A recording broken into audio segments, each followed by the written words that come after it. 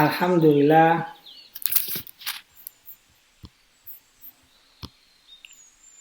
Alhamdulillah, hamdan katsiran thayyiban mubarakan fi, kama yuhibbuna rabbuna wa yarda. Asyhadu an la ilaha illallah wahdahu la syarikalah wa asyhadu anna Muhammadan abduhu wa rasuluh alladzi la nabiyya ba'da amma ba'du.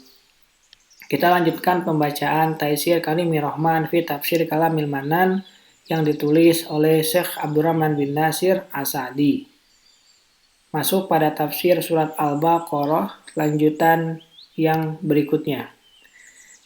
Nomor 8, faedahnya adalah bahwasannya kesempurnaan dari pencatatan dan keadilan dalam muamalah itu adalah bahwa juru tulis itu ahli dalam merangkai kata dan membuat kalimat yang sesuai dalam segala macam muamalah sesuai dengan jenisnya dan kebiasaan yang berlaku dalam suatu masyarakat dalam hal ini memiliki peran yang cukup besar. Yang kesembilan, bahwasannya pencatatan itu diantara nikmat-nikmat Allah terhadap hamba-hambanya, di mana urusan-urusan agama dan urusan-urusan dunia mereka tidak akan lurus kecuali dengannya. Dan bahwasanya barang siapa yang diajarkan oleh Allah penulisan, sesungguhnya Allah telah mengaruniakan kepadanya keutamaan yang besar dan menjadi kesempurnaan syukurnya terhadap nikmat Allah Ta'ala itu agar dia memenuhi kebutuhan-kebutuhan hamba dengan pencatatan yang dilakukannya dan dia tidak boleh menolak untuk menulis. Karena itu Allah berfirman, "Wala ya'ba katibun ayyaktuba kama 'allamahullah." Dan janganlah penulis enggan menuliskannya sebagaimana Allah mengajarkannya. 10. Bahwasanya apa yang ditulis oleh juru tulis itu merupakan pengakuan dari orang yang menanggung hak apabila dia mampu merangkai kata tentang hak yang wajib atas dirinya tersebut. Namun, apabila ia tidak mampu akan hal itu karena umurnya yang masih kecil atau kebodohannya,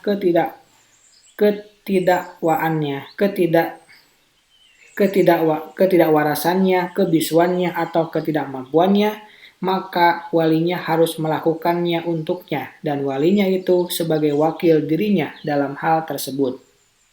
11. Penetapan bahwasanya pengakuan itu adalah jalan yang paling besar dalam menetapkan suatu hak, di mana Allah itu memerintahkan kepada juru tulis untuk menulis apa yang didiktekan oleh orang yang menanggung hak orang lain. 12. Penetapan perwalian bagi orang-orang yang tidak mampu seperti anak kecil, orang gila, orang bodoh, dan semacamnya.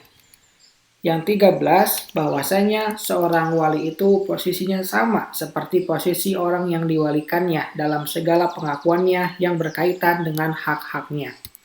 14. Bahwasanya orang yang Anda percaya dalam suatu muamalah dan Anda serahkan urusan itu kepadanya, maka perkataannya dalam perkara itu dapat diterima, karena dia adalah pengganti diri Anda. Karena apabila wali itu untuk orang-orang yang tidak mampu menempati posisi mereka, maka orang yang Anda jadikan wali dengan pilihan Anda sendiri, lalu Anda serahkan urusan itu kepadanya adalah lebih utama diterima dan diakui perkataannya, dan didahulukan daripada perkataan Anda sendiri ketika terjadi perselisihan. 15. Bahwasanya diwajibkan atas orang yang menanggung hak orang lain apabila mendiktekan kepada juru tulis agar bertakwa kepada Allah dan tidak berlaku curang terhadap hak yang ditanggungnya. Ia tidak mengurangi jumlahnya atau sifatnya, atau syarat di antara syarat-syaratnya, atau ukuran di antara ukuran-ukurannya. Akan tetapi, ia harus mengakui setiap hal yang berkaitan dengan hak tersebut, sebagaimana juga hal itu wajib atas orang lain yang menanggung hak dirinya. Barang siapa yang tidak melaksanakan itu, maka ia termasuk orang-orang yang curang lagi mengurangi timbangan dan takaran. 16. Wajib mengakui hak-hak yang nampak dan hak-hak yang tersembunyi, dan bahwa hal itu adalah di antara karakter terbesar ketakwaan, sebagaimana menolak pengakuan adalah di antara pembatal ketakwaan dan yang menguranginya. 17. Petunjuk untuk mengadakan saksi dalam jual beli. Apabila dalam hal hutang piutang, maka hukumnya adalah hukum pencatatan sebagaimana yang telah lalu. Karena penulisan itu adalah pencatatan kesaksian. Apabila jual beli itu adalah jual beli tunai, maka seyogianya ada saksi padanya dan tidak berdosa bila meninggalkan penulisan karena banyaknya dan adanya kesulitan untuk menulis semua kasus yang ada. 18. Petunjuk untuk mengadakan saksi dua orang laki-laki yang adil. Namun, apabila tidak memungkinkan atau tidak ada atau sulit, maka boleh satu laki-laki dan dua wanita. Itu mencakup segala macam muamalah, transaksi obligasi, dan transaksi utang piutang dengan segala hal yang berkaitan dengannya, seperti syarat-syarat atau dokumen-dokumen atau semacamnya.